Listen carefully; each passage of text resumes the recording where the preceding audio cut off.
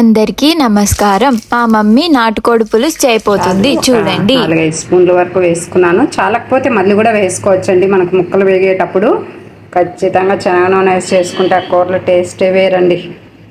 ఏం freedom oil ఏం palm ఆయిల్లో కానీ శనగ నూనె కానీ అయితే ఈ విధంగా కచ్చాపచ్చాగా రుబ్బుకున్నాను అన్నమాట. మిక్సీకి పెట్టుకున్నా.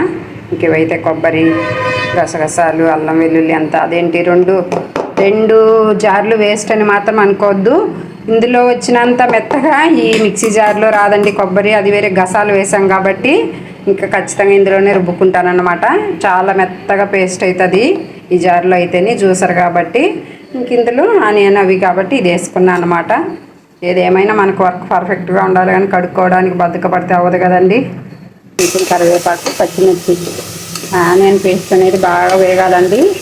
ఇప్పుడు కానీ ఫైన్ పేస్ట్ చేసుకోకూడదు అనమాట. ఈ విధంగా పచ్చగా తరుక్కోవచ్చు సన్నగా.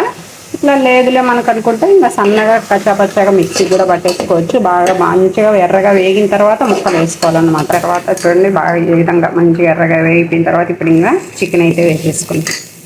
రెడీ అయిపోయింది చూడండి. ఏది ఏమైనా సండే వస్తే ఏం కూరలు చేయాలా అని వెతుక్కునే పని ఉండదు కదండి. ఇంకా చూసి పిండి పోసి కలిపేస్తాను. చికెన్ ముక్కలు అయితే వేసేసానండి. ఈ టైంలో ఇంకా రాళ్ళు ఉప్పు పసుపు వేసుకోవాలా. నేనైతే చూసి వేసుకుంటాను. ఆల్రెడీ ఇంకా ఇందులో కలిపి పెట్టానండి. ఉప్పు పసుపు చూసి కొంచెం వేసుకుంటాను.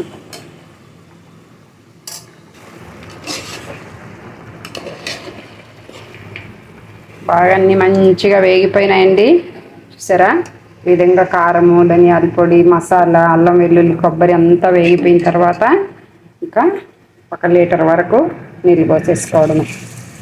పోసేసి ఒక 4-5 విజిల్ పెట్టేసుకుంటే నాటుకోడి కూర రెడీ అయిపోతుంది. చికెన్ పులుసు అయితే, నాటుకోడి పులుసు అయితే ఆల్మోస్ట్ రెడీ అయిపోయిందండి. కుక్కరు 10 విజిల్ కానివ్వండి వచ్చిన తర్వాత కొద్దిసేపు ఒక 5 నిమిషాలైనా ఊరికే ఆల్మోస్ట్ చెప్తున్న 10 విజిల్ అని.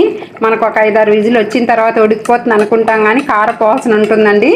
విజిల్ తీసిన తర్వాత ఒక 5 నిమిషాలైనా ఉడకాలి.